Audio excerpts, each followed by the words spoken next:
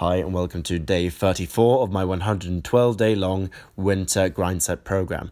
Today Charlie did every exercise the same as me and he wore the exact same clothes, so it's kind of hard to tell the difference. All I can say is that the skinny one is Charlie. Fuck you, Charlie. I know you're watching these videos and I know that's why you're trying to do more deadlifts than me. Stop it. I will destroy you. You are the younger brother after all. The reason I'm being weird is that I know that Charlie watches these videos, which is super annoying since he knows what I'm doing at all times, and all he has to do is to do more and he'll get stronger at the same pace, which is incredibly annoying. But this is me. I destroyed him on these handstand push-ups today, got 4 proper reps, and next week I'm going up to 5 reps. So I don't want him to overtake me on these. He's been able to do 5 before, but he probably was a bit fatigued today. On to the next exercise. This is the one that I have to maintain my strong lead in. Charlie can do about 4, and actually today he only got 2. He only managed to touch his bar on 2 of these 4 attempts. But as you can see, my back has gotten a lot thicker since I started doing these, and here's Charlie. He's really strong, but he's not quite strong enough in his upper back to touch his chest on these. And he used to think that it was just simply stiff in his shoulders, but then he realized that his upper back was actually weak. And that often happens when you do way too much pressing and way too little upper back pulling exercises. So I told him, Charlie, don't only do pull-ups, do some rows. He did some rows. He's gotten a lot better. He can do 4 sternum pull-ups now on a good day, which means that his upper back has gotten significantly stronger. Good job, Charlie, if you're watching. However, I've been doing pull-ups very seriously for many years, especially chin-ups, to be honest. So I don't think he'll be able to catch me on those for a good while. On to the next exercise. Knuckle push-ups. This is me and Charlie. He's doing it on the mat because his knuckles hurt otherwise, but he's really pumping out these reps. I mean, he's able to do 1.5 reps by the time that I can do 1 rep. You know, he's incredibly quick. Which is quite impressive to see. However, I am pumping these out every single day. I'm doing 29 now, and the goal is to get to 40. So next week, by Monday, I'll be adding a rep, and I'll be doing 30 reps on these. Which, by the way, guys, today is the second last day of week 5, I believe. So pretty soon we'll be on week 6. It's going quite quickly. Time flies when you're having fun. I'm still not at super high numbers yet, but I'll keep doing this, keep going slowly. And this is a 16-week program, so I mean, I've got like fucking... My brain is not working. Probably 11 weeks more to train. 11 weeks in a day, 10 weeks in a day. I can't do the math. But I have time to get stronger, that's the main point. On to the next. Charlie claims that he can actually do more reps if he grabs a weight in front of him. And I keep forcing him to do this without weights since they train the balance. They train your hip flexors. Now, Charlie, it does seem, has quite long legs and a short spine, so he should be shit at these. But the weird thing is, he can do 100 kilos on a regular squat for 8 reps, which is insane since my best is 16 reps, and he's not super far off. I mean, we're both doing the same weight. He weighs 12 kilos less than me. He's 2 years younger. So that's quite insane, to be honest. But as you can see here, I've not mastered it, but I'm getting a lot better at these, and I'm not fucking up as often. I'm doing 9 reps on both legs, and next week I'll be doing 10 reps, with the ultimate goal being 20 reps. So I already believe that my glutes and my quads primarily have made significant progress without me really noticing it. But since I'm focused more on the upper body, the legs will kind of just follow. And I do believe that towards the end of this training cycle, my legs will have gotten so much bigger that it will actually be noticeable even for me.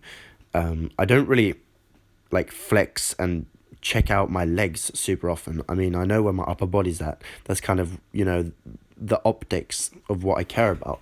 The legs, I just kind of don't need to have chicken legs. I need to have good, strong, proper legs. I'm not as obsessed with leg training, although I know that having really strong legs is just as important as having a really strong upper body. Now, when it comes to looking good, the upper body is obviously more important. But if you want to actually do something and actually have capabilities to fight or run or jump or flee or, do parkour or anything, to fucking ski, to lift shit, you need to have very strong glutes, quads, hamstrings, calves, lower back. Like, you need these muscles. You need your hip extensors, your fucking hip flexors, your different stabilizers. You need all of these muscles, and having weak legs is like yeah, I was gonna say a bad word, but it's fucking terrible, guys. You need to have strong legs. So Charlie's actually stronger than me on deadlifts, which is insane. He did 15 reps today. Now, obviously, I could have done more as well. I did 14 reps. I'm following my program. Charlie knew that, and therefore he decided to do one extra rep, which was really annoying. But I will stick to the program. The goal here is 20 reps. This is probably the most easily achievable goal on my list.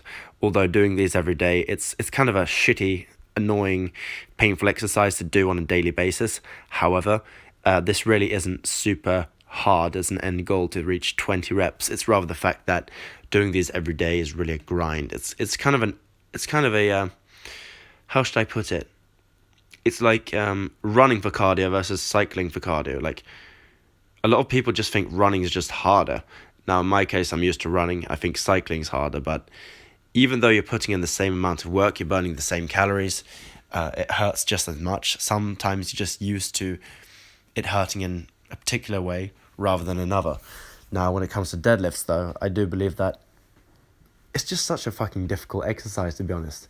I think on my tier list of exercises that are the hardest, I'd say running is number one. That is the hardest. After that, it is probably squats, then deadlifts. After that, I'd probably say barbell rows. So the trend is basically the more muscles you use and through the longest range of motion possible and with the highest possible weight, those are the exercises that are going to be the most challenging to do for many reps. And conveniently, I'm doing long ranges of motion on every single exercise except for the handstand push-ups. I'm doing extra long range of motion on the pull-ups, extra long on the push-ups, pistol squats. Deadlifts are regular, they're conventional. I'm not doing a deficit there, but I could. Might do that the next training cycle. And obviously for the jump rope, this is just regular. I don't need to add any range of motion here. The point is rather to get more efficient and to use less of a jumping height per jump, basically, because the goal is to clear the rope, and that's the beauty of actually using a jump rope, because you could technically just bounce on the spot, do imaginary jump rope, do shadow boxing, things of that sort, but I really do enjoy doing it with a physical rope, since as soon as you don't jump high enough, it smacks into your toes, and you teach yourself timing, you teach yourself coordination, and this isn't skill that you can build upon. You can do double unders, triple unders, you can do different kinds of cool jumps.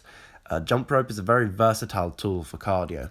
And right now I'm just doing the completely regular up and down jumps, feet together, not doing any like boxes, skipping or whatever it's called. Not jumping from one foot to the next to rest one of my calves. The point is that I want to equally distribute all of the force and all of the work through both of the calves continually for a long period of time so that they don't get any rest. And that's the point. That's why I do extra double unders every time I fail. Simply for the fact that if you punish failure, your body will stop failing. If the punishment is worse, then if the punishment is worse than what your body would get out of failing in terms of rest, if that makes sense. So I know that my body may want to fail, it may want to jump a bit lower and for the rope to hit my toe so I get a couple of seconds of rest, usually. But since I'm doing double unders as a punishment, my body does not want that, because doing double unders is way more difficult. It's a way more difficult situation than being able to rest when you fail. I got a phone call there in the middle of it, so I did a couple extra double unders to compensate. Yeah, that's really all I have to say today. I'm really tired. I slept until 1 o'clock in the, basically after lunchtime today. I was exhausted from an entire 20 days of working, but it felt really good to stay at home today. Absolutely marvellous. I'm sorry if this commentary wasn't the best I've ever done. I'm slightly tired, as I just said. I'm trying to keep it together. But I hope you guys don't get sick of it, because I'll be here for 77 more days, I believe. We're going until day 112. It is now day 34. I'll see you guys tomorrow on day 35. Signing out.